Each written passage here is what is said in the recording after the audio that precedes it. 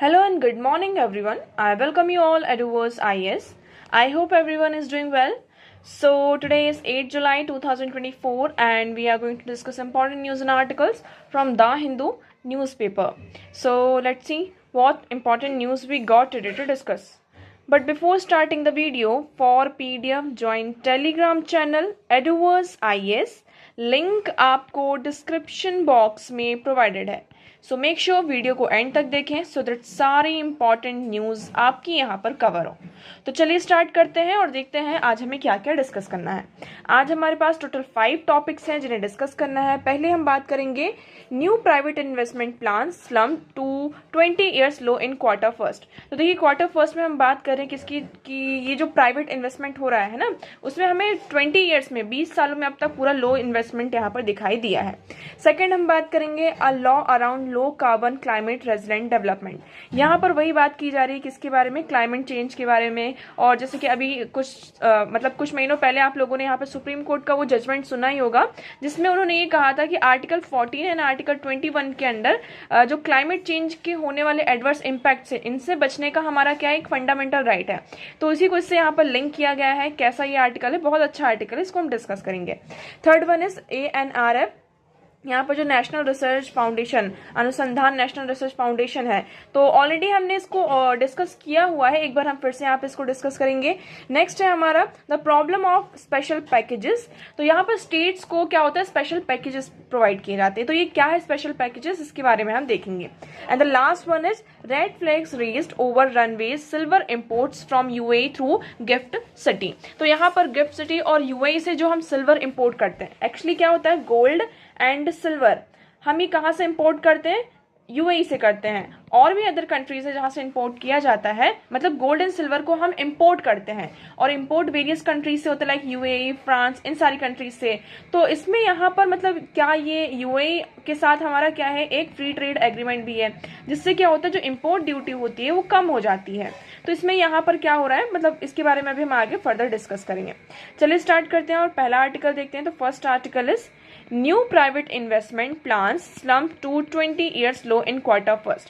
अब देखिए इस आर्टिकल में ये कहा जा रहा है कि क्वार्टर फर्स्ट, क्वार्टर क्या होते हैं आपके 3 मंथ्स के, ठीक है.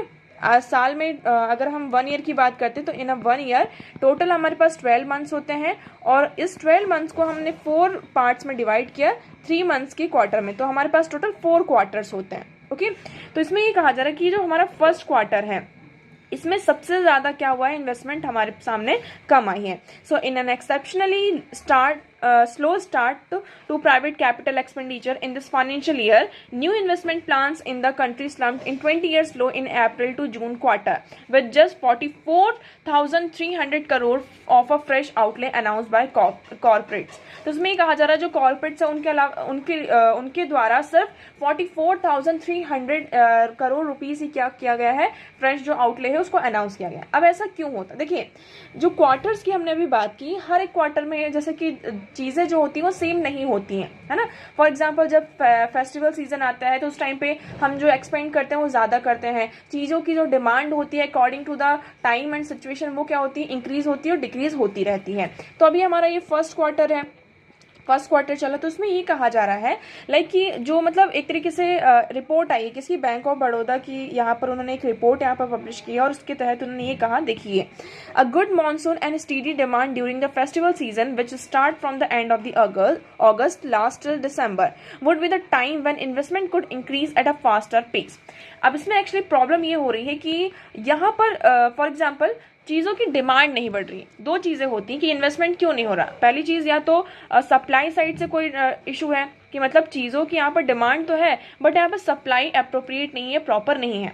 पहली चीज़ ये हुई. दूसरी यहाँ पर क्या होती है कि मार्केट में चीज़ें तो अवेलेबल हैं. फॉर एग्जाम्पल यहाँ पर मैंने 10 पेन्स को प्रोड्यूस किया है, फॉर एग्जाम्पल मैंने 100 पेन्स को यहाँ पे प्रोड्यूस किया, लेकिन इस 100 पेन्स को परचेस करने वाला, खरीदने वाला कोई भी नहीं है. है ना, उसमें से सिर्फ 50 या फिर मान लीजिए यहाँ पर सिर्फ 60 पेन से क्या हो रहे हैं, यहाँ पर परचेस हो पा रहे हैं, लोग उनको खरीद रहे हैं। तो यहाँ पर ये दो चीजें आ जाती है। तो इस आर्टिकल में यही कहा जा रहा है कि हमारे पास आइटम्स हैं, हमारे पास प्रोडक्शन तो हो रहा है, लेकिन उस चीज की जो डिमांड एक तरीके से, मतलब डिमांड नहीं कहेंगे कि डिमांड कम हो रही है, लेकिन लोग जो है स्पेंड कम कर रहे हैं उस चीजों पर, है ना। ज्यादा से ज्यादा वो कहाँ उनकी स्पेंडिंग हो रही है, ऐसा भी नहीं कि लोग लोन नहीं ले रहे हैं, लोग लोन भी ले रहे हैं, सारी चीजें यहाँ पर हो रही हैं, लेकिन वो ज्यादा से ज्यादा कहाँ स्पेंड कर रहे हैं, यहाँ पर गोल्ड में स्पेंड कर रहे हैं, ठीक है। यहाँ पर फर्दर चीजों में यहाँ पर क्या किया जा रहा है, इन्वेस्टमेंट किया जा रहा है। ओके, सो आई होप आपको ये आर्टिकल यहाँ पे क्लियर होगा। अब यहाँ पे बैंक ऑफ बड़ौदा की ये रिपोर्ट है, उन्होंने ये कहा कि another factor for the slow down का दूसरा फैक्टर क्या है, that the last 2 years have seen high investment announcement that are yet to run their courses. यहाँ पर लास्ट 2 years में आफ्टर कोविड के बाद हमने यहाँ पर देखा कितना ज्यादा हमारी इकोनॉमी में यहाँ पर डिस्ट्रक्शन होता है, और हमने बहुत सारे इन्वेस्टमेंट अनाउंसमेंट किए हैं। तो वो जो इन्वेस्टमेंट अनाउंसमेंट है अभी भी यहाँ पर क्या है, चल रहे हैं, मतलब अभी उतना वो पूरा नहीं कंप्लीट हो पाया है। और ये भी कहा जा रहा है कि जैसे कि क्या होता है कि जब फेस्टिवल सीजन आते हैं, अब देखिए अगस्त के बाद से festival season like Diwali, Holi और उसके जितने भी छोटे छोटे यहाँ पे जो होते हैं फेस्टिवल्स होते हैं, इस तरीके के जो क्रिसमस हो गया, आपका दिवाली हो गया, बहुत सारे फेस्टिवल्स आपको देखने को मिलेंगे। तो उस टाइम पर चीजों की क्या होती है, यहाँ पर डिमांड ज्यादा हो जाती है। जब डिमांड ज्यादा होती है तो प्रोडक्शन भी और ज्यादा होता है। तो ये इस तरीके से यहाँ पर चीजें। Okay, so data on corporates bond insurance as well as bank credit flows from Q1 seems to corporate the trend slowing investment plan. तो यहाँ पर एक तरीके से ये कि Q1 में जो इन्वेस्टमेंट प्लान है वो थोड़ा थोड़ा क्या हो रहा है, आपका स्लो होता जा रहा है। मे बी आने वाले क्वार्टर्स में ये आगे बढ़ भी सकता है। ओके, तो आई होप आपको ये आर्टिकल यहाँ पर क्लियर होगा now. Okay, so next article is a law around low carbon climate resilient development. अब लो कार्बन क्लाइमेट, इसके अराउंड एक लॉ, ठीक है। हम यहाँ पर बात करते हैं, हमारा एक लैंडमार्क जजमेंट था सुप्रीम कोर्ट का, recently recognize a right to be free from adverse impacts of climate change in M.K. Rajneet Singh and others versus Union of India. इस केस में, इस जजमेंट में, मतलब कि ये जो केस था, इसमें सुप्रीम कोर्ट का क्या था वर्डिक्ट कि जो क्लाइमेट चेंज के एडवर्स इम्पैक्ट है, इनसे फ्री रहना क्या है, हमारा एक फंडामेंटल राइट है, जो कि आपका आर्टिकल 14 एंड आर्टिकल 21 के under right to life and right to equality के अंदर आता है। आई होप आपको इतना यहाँ पर क्लियर होगा। अब ये जजमेंट आया क्यों था, है ना, इसका भी एक हमारे इसका भी कोई रीजन होगा ना, कि मतलब सुप्रीम कोर्ट ऐसा तो नहीं कि बैठे बैठा कुछ भी जजमेंट पास करते रहेंगे, कोई केस गया होगा। तो केस आप लोगों को यहाँ पर पता होगा ग्रेट इंडियन बस्टर्ड के बारे में। ग्रेट इंडियन बस्टर्ड के बारे में पहले क्या हुआ था कि ये कहा जा रहा था कि गुजरात में और उस साइड का जो एरिया है, वहां पर जो मेनली ग्रेट इंडियन बस्टर्ड पाए जाते हैं, और उन्हें सबसे बड़ा जो थ्रेट है वो किस बात का है कि जो पावर लाइंस यहाँ पर होती हैं, है ना, पावर लाइंस होती हैं, तो उसके थ्रू जो करंट फ्लो होता है, और जो ग्रेट इंडियन बस्टर्ड्स के बीच में, मतलब उन पावर लाइंस के थ्रू करंट लगने के कारण उनकी यहाँ पर जान चली जाती है। तो इसलिए यहाँ पर सुप्रीम कोर्ट ने पहले जो वर्डिक्ट दिया था उसमें पूरी तरीके से कह दिया था गवर्नमेंट ऑफ इंडिया को कि आप ये जो पावर लाइंस है इसको या तो अंडरग्राउंड खरीदिए या फिर इसका कोई भी अल्टरनेटिव निकालिए, ठीक है, क्योंकि हमें ग्रेट इंडियन बस्टर्ड्स को क्या करना है, सेव करना है। फिर अभी यहाँ पर थोड़ा सा क्या हुआ है, सुप्रीम कोर्ट ने इसको थोड़ा सा चेंज किया है। उन्होंने ये कहा कि देखिए जो पावर लाइंस यहाँ पर जो लगाई जाती हैं, और भी सारी जो चीजें हैं, अगर देखिए हम यहाँ पर सोलार पैनल्स लगाते हैं, विंड एनर्जी टर्बाइंस वगैरह यहाँ पर लगाते हैं, तो ये क्या है, क्लाइमेट चेंज है। मतलब क्लाइमेट चेंज की जो मिटिगेशन है, इसके एक तरीके से क्या है, हमारे पास सॉल्यूशन है ना। फॉर एग्जाम्पल क्लाइमेट चेंज हो रहा है, हमने इस चीज को माना, क्लाइमेट चेंज हो रहा है मतलब कि ग्रीन हाउस गैसेस का एमिशन ज्यादा हो रहा है। अब हमें ये एमिशन को क्या करना है, कम करना है। इसको आप ऐसे समझिए, ये जो एमिशन है इसे हमें कम करना है। कैसे कर सकते हैं, तो हमारे पास यहाँ पर क्या क्या चीजें आ जाती हैं। पहला आ जाता है आपका सोलार पैनल, दूसरा यहाँ पर हम विंड एनर्जी का यूज कर सकते हैं, थर्ड यहाँ पर हम हाइड्रो पावर जो प्लांट्स हैं इनको स्टैब्लिश करके किया जा सकता है, फोर्थ है हमारा जो न्यूक्लियर एनर्जी है हम इसका यूज कर सकते हैं, न्यूक्लियर एनर्जी, ठीक है। तो ये हमने कुछ पॉइंट्स देख लिए। अब देखते हैं हम किसकी, सोलार पावर प्लांट्स की। सोलार पावर प्लांट्स में यहाँ पर क्या आता है, हमें यहाँ पर बहुत बड़े लैंड की और बहुत बड़े एरिया की जरूरत होती है, ये तो आप लोगों को बहुत अच्छे से पता है। विंड्स की भी बात करते हैं तो इसमें जो ऑफशोर विंड होती है, ऑनशोर विंड्स होती हैं, तो वहाँ पे जो टर्बाइंस लगा जाते हैं तो उसके लिए भी आपको एक बहुत बड़ा एरिया उसकी एक्वायरमेंट होती है। फोर्थ है आपका, सॉरी थर्ड है आपका हाइड्रो पावर प्लांट्स। ठीक है, हाइड्रो पावर प्लांट्स की बात करते हैं। तो इसमें भी हमारे पास क्या आ जाता है कि आपको क्या करना है, डैम्स बनाने हैं। ठीक है, डैम्स बनाने, टरबाइंस बनाने हैं। तो ये सारी चीज़ें हो गई। फिर आता है आपका न्यूक्लियर एनर्जी। तो न्यूक्लियर एनर्जी में भी थोड़ा सा ये इशू आ जाता है, कंसर्न आ जाता है कि जो न्यूक्लियर जहाँ पर एनर्जी, यहाँ पे जहाँ पर प्रोडक्शन हो रहा है इन सारी चीज़ों का, तो उसके आसपास का एरिया हमें ये मेक श्योर करना होगा कि वो क्लीन हो। यहाँ पर जो केमिकल्स हैं उनकी लीचिंग ना हो, क्योंकि अगर केमिकल्स की लीचिंग होती है तो वो डायरेक्टली किसको इम्पैक्ट करता है, ह्यूमन लाइफ को इम्पैक्ट करेगा। तो ये सारी चीज़ें यहाँ पर आ जाती। अब देखिए, हमें एमिशन को कम करना है, तो फिर ये हमारे पास क्या है, ये हमारे सॉल्यूशन है। हम यहाँ पे ग्रीन हाइड्रोजन की बात करते हैं और बहुत सारी चीज़ें हैं। ठीक है, XYZ। तो इसके लिए यहाँ पर देखिए, अब जैसे कि क्लाइमेट चेंज, अब हमने किसकी बात की, क्लाइमेट चेंज, इसके जो एडवर्स इम्पैक्ट है उनसे हमें क्या करना है, बचना है।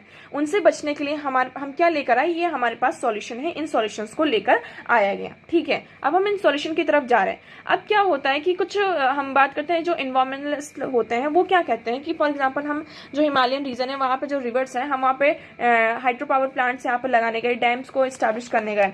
तो यहाँ पर ये आर्ग्यूमेंट दिया जाता है, इन्वायरमेंट के जितने भी एक्टिविस्ट होते हैं वो ये कहते हैं कि यहाँ पर अगर आप ये करेंगे तो ये क्या कर रहा है, आपका जो इकोलॉजी है, वहाँ की जो सिस्टम है, उसको पूरी तरीके से ये हार्म कर रहा है। आने वाले टाइम पर ये क्या कर सकता है, नुकसान कर सकता है। तो गवर्नमेंट क्या आर्ग्यूमेंट दे सकती है, government can give this argument that according to the Supreme Court judgement, यहाँ पर आर्टिकल 14 एंड 21 के अंडर ये हमारे पास मतलब कि हमें ये बोला गया है कि हम कुछ ऐसी चीजें करें जिससे कि ये जो क्लाइमेट चेंज का इम्पैक्ट है, एडवर्स इम्पैक्ट से बचा जा सके। तो ये इसके सॉल्यूशन है, इसलिए हम ये कर रहे हैं। पहली चीज ये आ गई। तो मतलब यहाँ पर एक तरीके से आप देख रहे हैं जो चीज़ें हैं वो किस तरीके से हो रही हैं। तो इस आर्टिकल में यही कहा जा रहा है कि गवर्नमेंट को क्या करना चाहिए, कुछ ऐसे लॉज बनाने चाहिए जिससे कि वो क्या कर सके। देखिए कई बार क्या होता है, जजमेंट्स को भी गलत तरीके से इंटरप्रिटेट कर दिया जाता है ना। अब हम यहाँ पर कहीं भी जाएं, गवर्नमेंट से यहाँ पे कुछ भी बोलने लगे कि अरे जो क्लाइमेट चेंज के एडवर्स इम्पैक्ट हो रहे हैं, तो आर्टिकल 14 एंड 21 के अंदर ये हमारा फंडामेंटल राइट है कि उसके एडवर्स इम्पैक्ट हम उससे बच सकें, है ना, उससे सेफ रहना, फ्री रहना, it is our fundamental right. तो it is not like that, हर चीज को हम ऐसे अलग इंटरप्रेट नहीं कर सकते। तो यहाँ पर गवर्नमेंट से ये कहा जा रहा है कि आप कुछ ऐसे लॉज बनाइए क्लाइमेट चेंज से यहाँ पर मिटिगेट करने के लिए, जिससे कि जो ये आर्टिकल 14 और 21 के अंदर एडवर्स इम्पैक्ट से जो बचने के, हम ये जो क्लाइमेट चेंज के जो एडवर्स इम्पैक्ट है इससे फ्री रहने का हमें ये राइट प्रोवाइड किया गया है, ये दोनों एक दूसरे को कंट्रास्ट ना करें। ओके, तो आई होप आपको इतने यहाँ पर क्लियर होगा। So law to inform development choices. Preparing India to reduce the risk of climate change and address its impact require nothing less than reorienting development towards low carbon and climate resilient future. Okay, तो उसमें यही कहा जा रहा है कि हम क्या करना चाहते हैं, जो क्लाइमेट चेंज का जो रिस्क है इसको रिड्यूस करना चाहते हैं, और इसके लिए हम प्रिपेयर भी कर रहे हैं आगे। फिर देन यहाँ पर क्या है, any law that attempts to take this on must ensure these objectives are internalized in routine decision making at all level of development, because climate change relentlessly targets the vulnerable because of energy transition must be, है ना। तो यहाँ पर जो energy transmission है must be just होना चाहिए, ये नहीं कि इसका यहाँ पर सोसाइटी पर भी इसका इम्पैक्ट हो। ओके, सो आई होप आपको यहाँ पे इतना क्लियर होगा। अब उसके बाद इसमें सेकंड पॉइंट ये कहा जा रहा है कि हमें यहाँ पर have a low carbon development body. For example, ठीक है, हम एमिशन तो कर रहे हैं, हम डेवलपिंग कंट्रीज हैं, हमारे पास अभी इतना ना तो फंड है ना इतनी बड़ी टेक्नोलॉजी है जिससे कि हम डायरेक्टली यहाँ पर रिन्यूएबल एनर्जी रिसोर्सेज की तरफ यहाँ पर क्या कर सके, मूव कर सकें। अभी भी हम फॉसिल फ्यूल्स का यूज़ करते हैं और उसके थ्रू एनर्जी को यहाँ पे प्रोड्यूस करते हैं। लेकिन we have to make sure जितना हम यहाँ पे कार्बन का एमिशन कर रहे हैं उसका हमें जो आउटपुट है वो भी मिलना चाहिए। ये नहीं कि हम एमिशन पर एमिशन कर रहे हैं लेकिन उसका कुछ आउटपुट हमें नहीं मिल रहा है। तो we have to ensure that जितना हम यहाँ पे कार्बन का एमिशन कर रहे हैं उसका हमें मतलब डेवलपमेंट, उसका एक ये कहते हैं ना कि हम मेहनत करें लेकिन उस मेहनत का हमें फल भी मिले। तो ये सारी चीज़, ये नहीं कि हम करे जा रहे हैं, मेहनत करे जा रहे हैं, एमिशन होता ही जा रहा है तो उसका भी नुकसान हो रहा है और हमें कोई रिजल्ट भी नहीं मिल रहा है। तो अगर एमिशन हो भी रहा है तो उसका हमें कंक्रीट रिजल्ट मिलना चाहिए, डेवलपमेंट और ग्रोथ भी हमें दिखाई देनी चाहिए। फिर हम धीरे धीरे क्या कर सकते हैं, अपनी जो लाइफस्टाइल है, सारी चीज़ें उसको चेंज कर ही रहे हैं। So a framework climate law should lay out an institutional structure capable of crafting valuable answer to these question. अब ये दूसरी चीज़ हो गई। अब हम बात करते हैं किसमें, यहाँ पर तीसरी चीज़ की, कि अभी हमारा जो अप्रोच है क्लाइमेट चेंज से डील करने का वो कैसा है। यहाँ पर टॉप टू डाउन अप्रोच है, मतलब कि सेंटर ने क्या किया, यहाँ पर कुछ स्कीम बनाई, सारी चीजें की और ये कहा स्टेट्स को कि आपको ये चीजें क्या करनी, इंप्लीमेंट करना है। मतलब टॉप से यहाँ पर हमारे पास कमांड आ रहा है और बॉटम्स में मतलब जितने भी हमारे स्टेट्स हैं, सब स्टेट्स हैं, वो क्या करें, इसको फॉलो अप करें। बट इस आर्टिकल में कहा जा रहा है, देखिए कि हम क्या है, एक इंडिया क्या है, एक फेडरल स्ट्रक्चर कंट्री है। We are not purely federal, but हाँ हमारा जो स्ट्रक्चर है वो फेडरल है। तो यहाँ पर जो फेडरल स्ट्रक्चर है उसका इंगेजमेंट होना चाहिए, यही इस आर्टिकल का मेन पॉइंट है। ठीक है, आप इसको अपने आंसर राइटिंग में भी इंक्लूड करते जाएंगे। इसमें क्या कहा जा रहा है कि हमें क्या करना होगा, फेडरल स्ट्रक्चर का जो अटेंशन है इस पर फोकस करना होगा। स्टेट्स भी यहाँ पर कई बार क्या करती है, हर एक स्टेट एक जैसा नहीं है, हर एक स्टेट यहाँ पर अलग अलग है, वहाँ पे उनकी जो कंडीशंस है वो अलग अलग हैं, चीज़ें अलग अलग हैं, तो वो अपने अकॉर्डिंग क्या कर सकते हैं, यहाँ पे इंगेजमेंट कर सकती हैं। सो देखिए हियर यू विल सी, यहाँ पे कुछ पॉइंट्स दिए गए। एनी इंस्टीट्यूशनल स्ट्रक्चर और regulatory instrument created to protect the courts newly establishment climate right must meaningful.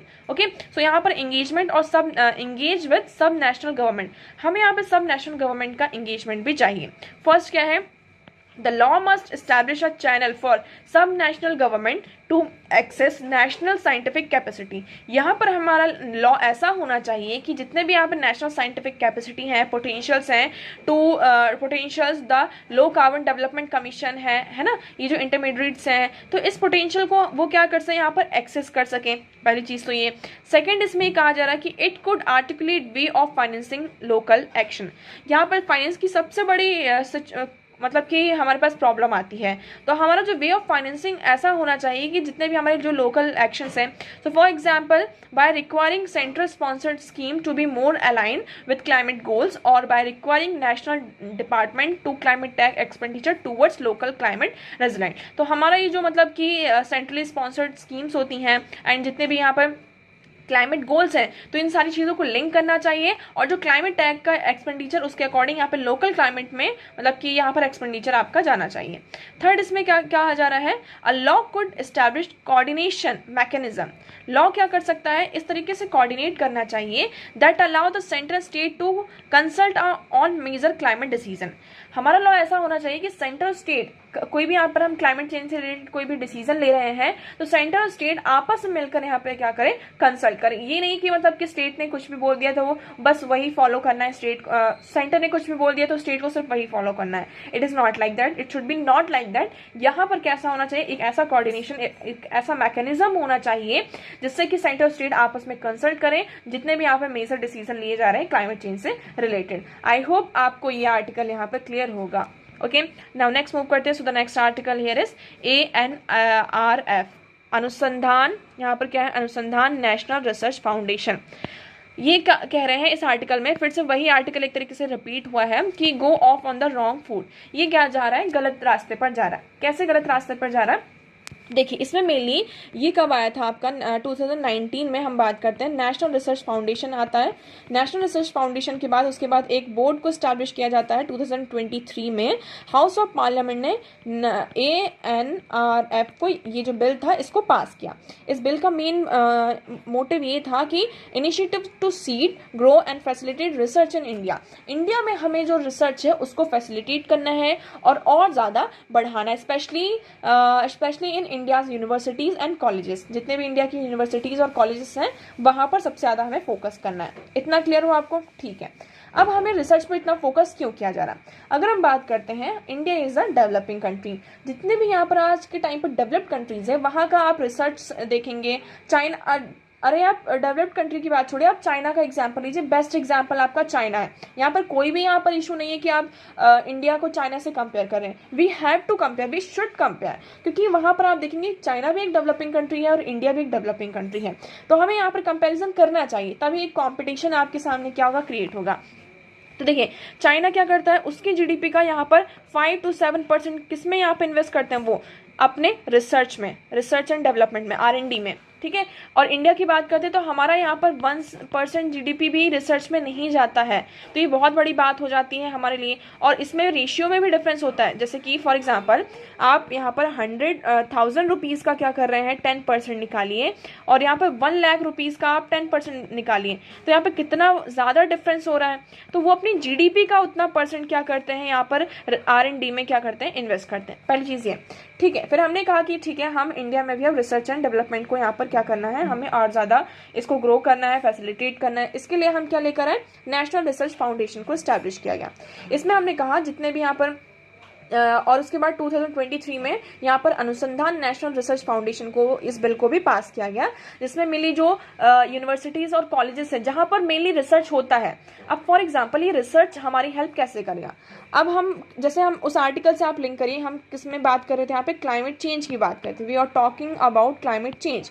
Climate change के लिए हम यहाँ पर बात करते हैं like electric vehicles. Best example लीजिए, आपको जल्दी समझ में आएगा। इलेक्ट्रिक व्हीकल्स की हम बात करते हैं। अब इलेक्ट्रिक व्हीकल्स में आपको बैटरी लगती है, बहुत सारी चीज़ें होती हैं, तो इसके लिए हमें क्या चाहिए, रिसर्च की ज़रूरत है। तो हम दूसरी कंट्री से जो यहाँ पर बैटरीज वगैरह को इंपोर्ट करते हैं, इंस्टेड ऑफ दिस हम अपने ही देश में, अपनी ही कंट्री में रिसर्च करके ये जो बैटरीज वगैरह हैं इनको बनाएं। तो ये हमारे लिए क्या करेगा, बेनिफिशियल होगा कि नहीं। आपकी कंट्री में रिसर्च फाउंडेशन भी हो रहा है, और जो आपका इंपोर्ट है, मतलब जो हम दूसरी कंट्रीज से चीज़ों को इंपोर्ट करें, वो भी हमारी चीज़ें कम होंगी। तो ये सारी चीज़ें इस आर्टिकल में कही जा रही हैं। तो मेनली जहाँ पर वो यूनिवर्सिटीज़ एंड कॉलेजेस जहाँ पर रिसर्च पर ज़्यादा फोकस किया जाता है, तो उन्हें फैसिलिटेट करना।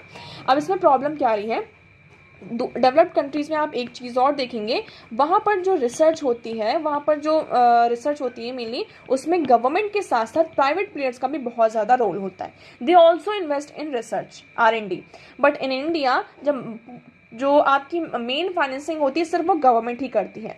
तो हमने क्या किया है, इस नेशनल रिसर्च फाउंडेशन के तहत हमने कहा कि प्राइवेट प्लेयर्स भी क्या करें, इसमें अपना कंट्रीब्यूशन करें, और प्राइवेट प्लेयर्स को भी इन्वॉल्व किया गया। ठीक है, इतना आपको क्लियर हुआ। ओके ना, अब क्या हुआ है, ये क्यों आ रहा है इशू इतना यहाँ पर, कि ये कहा जा रहा है कि जो अनुसंधान नेशनल रिसर्च फाउंडेशन है, इसके तहत एक बोर्ड को कॉन्स्टिट्यूट किया गया है, और इस बोर्ड में ही मतलब मेनली हम किसकी बात कर रहे थे, प्राइवेट प्लेयर्स का इन्वॉल्वमेंट होना चाहिए। लेकिन इसमें जो यहाँ पे इंडस्ट्रीज हैं, है ना, रिसर्च इंस्टीट्यूशंस हैं, रिसर्च इंडस्ट्रीज हैं, इनका यहाँ पर हमें वो ही बोर्ड के मेंबर्स नहीं हैं। तो हम किस तरीके से, मतलब हाउ कैन वी इंश्योर कि यहाँ पर प्रॉपर सारी चीज़ें हो पाएंगी। सो देखिए यहाँ पर ये कहा जा रहा है कि the most importantly ANRF needs to avoid the confusion that can arise from multiple committees, therefore creating a single committee to formulate and implement strategies on the ground is crucial.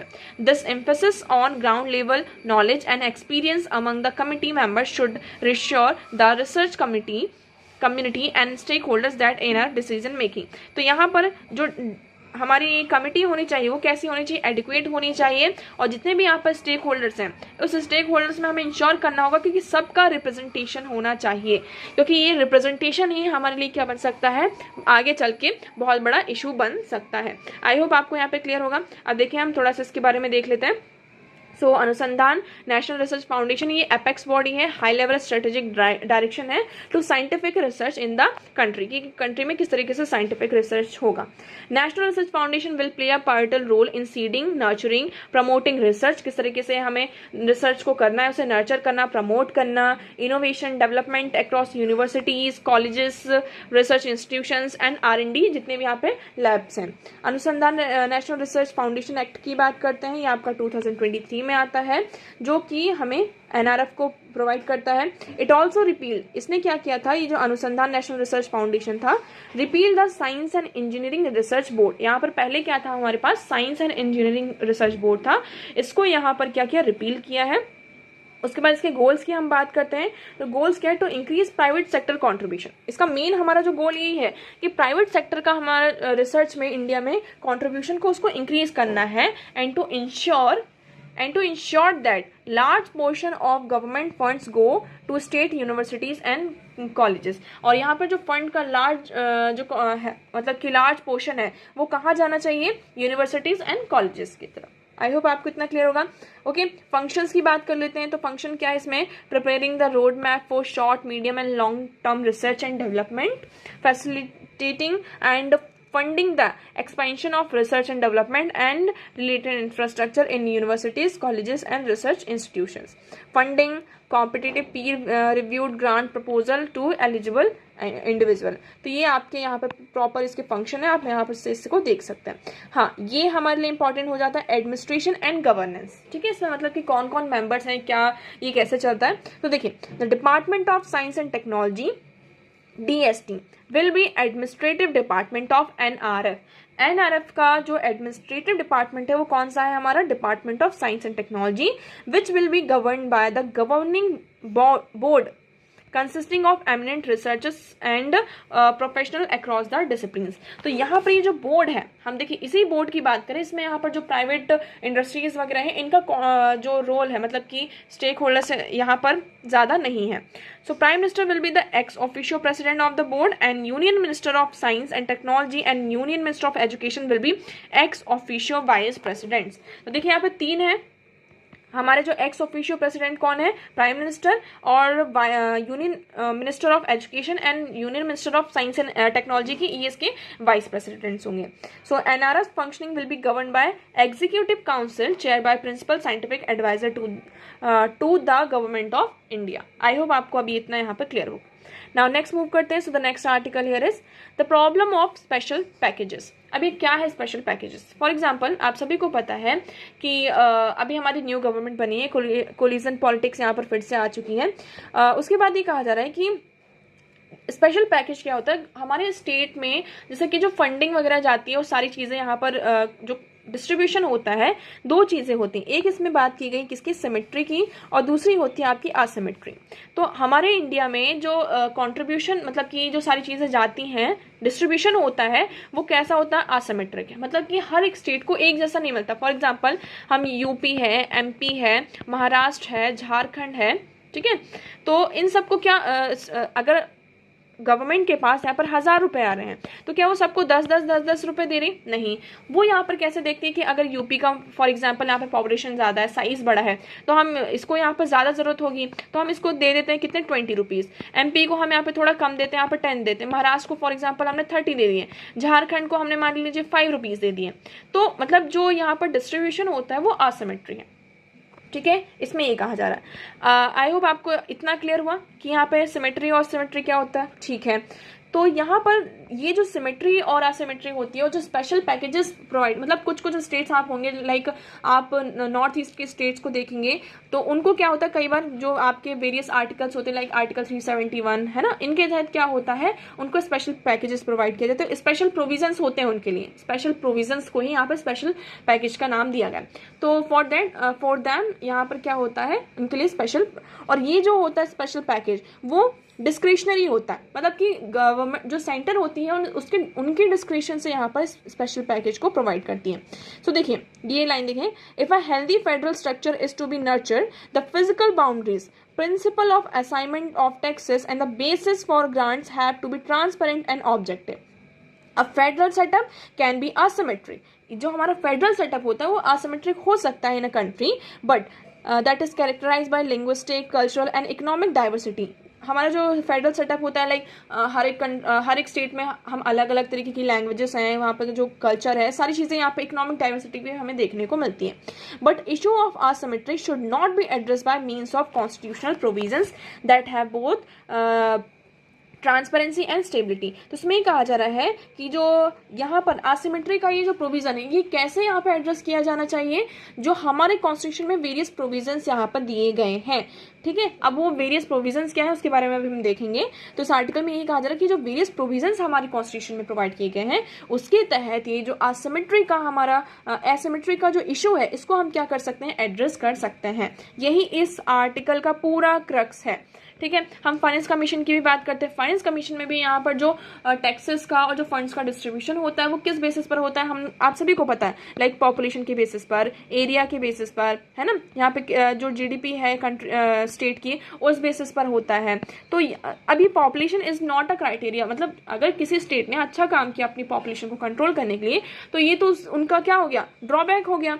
तो अब वो तो कुछ करेंगे ही नहीं ऐसा, जिसकी वजह से आपने देखा होगा साउथ एंड जो नदर्न स्टेट्स हैं और सदर्न स्टेट्स हैं इनके बीच में यहाँ पे कन्फ्लिक्ट रहता है फॉर दिस है ना। तो देखिए हम स्पेशल प्रोविजंस की बात करते हैं यहाँ पर। तो ये कुछ स्पेशल प्रोविजन है, like article 371 special provision with respect to the state of Maharashtra and Gujarat. Article 371 A special provision किसके रिस्पेक्ट में है, नागालैंड के। बी की बात करते हैं तो आसाम। सी मणिपुर। डी यहाँ पे आंध्र प्रदेश एंड तेलंगाना। ई की बात करें तो आंध्र प्रदेश, यहाँ पे central university establishment of central university in Andhra Pradesh. F की बात करते हैं तो रिस्पेक्ट ऑफ सिक्किम। जी आपका क्या हो जाता है, मिजोरम। एच है आपका अरुणाचल प्रदेश। आई की बात करते हैं स्टेट ऑफ गोवा एंड जे आपका कर्नाटका। तो ये कुछ स्पेशल प्रोविजंस हैं जिसके तहत क्या होता है, हम क्या कर सकते हैं, जो स्पेशल पैकेजेस हैं, मतलब ये जो असिमेट्री है इसको हम एड्रेस कर सकते हैं। I hope this article is clear to you. Okay, now the moving towards the next and last article of the day, that red flags raised over runaways silver imports from UAE through GIFT City. देखिए इस article की बात करते हैं, इसमें actually ये है, ऐसा समझते हैं, ठीक है, हम गोल्ड एंड सिल्वर को क्या करते हैं, इंपोर्ट करते हैं, ठीक है, हम इसको इंपोर्ट करते हैं कहाँ से, वेरियस कंट्रीज से। लेकिन यहाँ पर गुजरात में, गुजरात गांधीनगर में एक सिटी, उसका नाम है गिफ्ट सिटी। वहाँ पर क्या होता है, फॉर एग्जांपल, लेकिन गिफ्ट सिटी में क्या होता है कि जो आरबीआई के कुछ रेगुलेशंस है, लाइक जो इंपोर्ट ड्यूटी और ये सारी चीज़ें होते हैं, वो यहाँ पर नहीं लागू होते हैं, ठीक है, इतना क्लियर हो आपको। और हमारा यूएई के साथ क्या है, फ्री ट्रेड एग्रीमेंट है। क्या है, फ्री ट्रेड हमारा एग्रीमेंट है यूएई के साथ, जिसके तहत क्या होता है कि अगर हम वहाँ से गोल्ड एंड सिल्वर को क्या कर रहे हैं, इंपोर्ट कर रहे हैं, तो हमारी जो इंपोर्ट ड्यूटी होगी वो बहुत कम होगी। फॉर एग्जांपल 8% इसमें दिया हुआ है, आप आर्टिकल रीड करेंगे आपको समझ में आएगा, 8%। और अगर हम फॉर एग्जांपल यही जो है हम कहीं किसी और कंट्री से मंगाते हैं गोल्ड, फॉर एग्जाम्पल फ्रांस से हमने मंगाया, तो इसकी जो इंपोर्ट ड्यूटी होगी कितनी लगेगी, 15% लगेगी। तो अब ये लोग क्या कर रहे हैं, यहाँ पर एक रिलेशन बन गया है, ये जो गिफ्ट सिटी है यहाँ पर क्या किया जा रहा है, आरबीआई के रूल्स एंड रेगुलेशंस कुछ भी नहीं लग रहे हैं, तो यहाँ पर पूरा सिल्वर और जो गोल्ड है उसको इंपोर्ट किया जा रहा है, जिसकी वजह से उनको देखिए इंपोर्ट ड्यूटी कितनी लग रही है, 8%, क्योंकि यूएई से, और स्पेशली वो क्या कर रहे हैं, यूएई से यहाँ पे मंगा रहे हैं, है ना, यूएई से इंपोर्ट किया जा रहा है, तो उनका इंपोर्ट ड्यूटी भी कम लग रही है। और यहाँ पर जो आरबीआई के नॉर्म्स हैं, जो रूल्स एंड रेगुलेशंस मतलब कि नॉर्म्स हैं, वो यहाँ पर फॉलो अप नहीं होते, मतलब कि इनका यहाँ पर इम्पैक्ट नहीं होता है, जिसकी वजह से क्या हो रहा है